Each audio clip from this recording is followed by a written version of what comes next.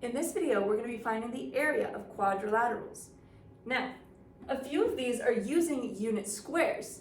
Yes, we could count each one of these, but when it's a quadrilateral, like a square or a rectangle, you can use a formula that's called length times width. So, area equals length times width for certain quadrilaterals. So if I look at this side and this side, I can make a multiplication equation that tells me how many squares are in here. Just like an array. We used arrays in multiplication. This is exactly the same thing. It's just now being applied to area, the space inside a shape.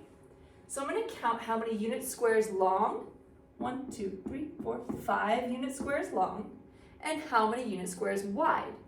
1, 2, 3, 4, 5, 6.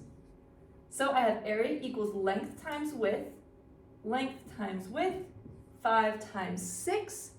5 times 6 is 30 units squared or squared unit.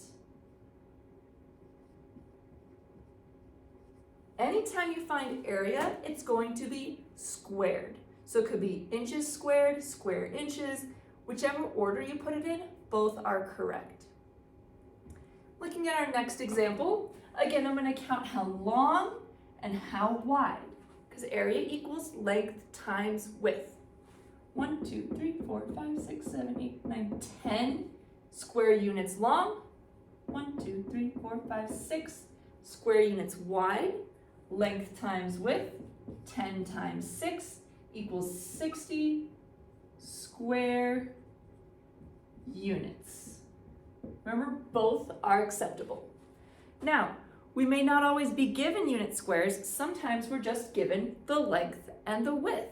So here we have 10 for our length, 8 for our width.